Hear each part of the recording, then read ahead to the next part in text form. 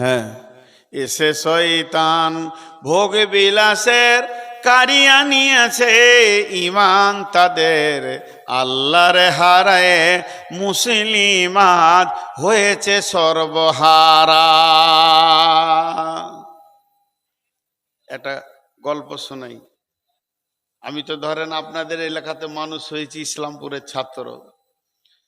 তো শিক্ষকদের কাছ থেকে শোনা গল্প আর কি। মানে এক মুরব্বী হাজি সাহেব খুব পরেজগার লোক ছিল। গল্পটা ভালো করে শুনবেন, জ্ঞান আছে এর ভিতরে। অনেক পরেজগার লোক, একদম তাহাজ্জুদ পড়ে, চোখের পানিতে কাঁদে, পরেজগার লোক। কি হয়েছে, ওর বাড়ির সামনে একটা গলিতে বড় নিমের গাছ আছে। ও নতুন বাড়ি দিতে শুরু করেছে। মিস্ত্রি বলেছে এত কলা কাঠ লাগবে।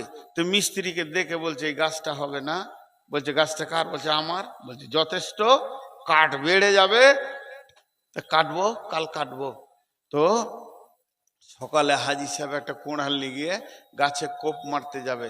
তো একটা জিন, শয়তান জিন আর কি, গাছ থেকে মানুষের মতো রূপ ধরে আসছে। এসে বলছে হাজি সাহেব হাত দুটা ধরি, তোমার পা দুটা ধরি, গাছটা তুমি কাটিও না। বলে কেন? বলে আমার ঘর বানাচ্ছে, এই গাছটা আমার কাজে লাগবে, আমার গাছ আমি কাটবো। জিনটা তত ওর হাতে পায়ে ধরে চোখের পানিতে কাঁদছে আর বলছে হাজি সাহেব গাছটা যখন ছোট ছিল তখন আমি 40 বছর আগে এখানে এসেছি, এই গাছটাতে আমি আশ্রয় নিয়ে আছি, এখানেই আমার জীবন কেটে যাচ্ছে। যদি গাছটা আপনি কেটে নেন আমার থাকার জায়গা থাকবেন না, যেখানেই যাব লাত খাবো, অতএব এই গাছটা কাটবেন না। হাজি সাহেব বলছে তোর কথা শুনবো না, আমার প্রয়োজন আছে আমি কাটবো। আল্লাহর জমিন তো অনেক বড়, তুই জঙ্গলে চলে যা, কোনো গাছে থাক। বলে জি না হাজি সাহেব কাটবেন না। অনেকবার কাকুতি মিনতি করলো, কিন্তু হাজি সাহেব শেষ কথা বলছে তাহলে আমার ঘরের কাঠ কি করব? তখন জিনটা বলছে আপনি তো তাহাজ্জুদের নামাজ পড়েন, আমি জানি, আপনার ঘরের পাশে বাস করছি। যখন আপনি তাহাজ্জুদের নামাজ পড়বেন আর মুসল্লাটাকে তুলে গুছিয়ে রাখবেন, এবার ফজর হতে চললো, মসজিদ যাবেন, তখন দেখবেন আপনার মুসল্লার নিচে কিছু টাকা থাকবে। প্রতিদিন আমি টাকা রাখবো, ওই টাকা থেকে আপনি বাড়ির গাছ কাঠ বানিয়ে নেবেন, দরজা জানালা বানিয়ে নেবেন। হাজি সাহেব দেখছি এর থেকে সহজ কি হবে রে, গাছ কাঠ ভেজাল, এত দূর আর যাবো না। তাহাজ্জুদের নামাজ পড়ে সালাম ফিরে যখনই মশলাটা তুলছে দেখছে একটা 2000 টাকার নোট। সুবহান আল্লাহ, কপালে আর মুখে চুমু খেচে রাখছে। তাহলে প্রতিদিন 2000 করে এলে তো কাজ হয়েই যাবে। প্রথম দিন 2000, তারপরের দিন 1000, তারপরের দিন 500, তারপরের দিন 200, তারপরের দিন 100, তারপরের দিন নাই টাকা। প্রথম ঝাড়ছে, খুব ঝাড়ছে, মুসলা টাকা নাই কেন রে? তারপরের দিন নাই, একদিন, দুদিন, 3 দিন নাই। হাজি সাহেব আবার রেগে গেল, তুই আমাকে ঠকালি। এবার কুড়োলটা নিয়ে গাছটা কাটতে যেছে, ওই জিনটা যে হাতে পায়ে ধরে 3 দিন আগে কেঁদেছিল সেই জিনটা গাছে থেকে নেমে আসে আর হাতটা এরকম গোটাছে, বলছে খালি কোপটা মেরে দেখ, তোকে কপিয়ে চুটিয়ে ওরও হাতে হেঁসোয়া রয়েছে, 3 পিস করে কুত্তাকে খাইয়ে দেব, একবার খালি কোপ মার।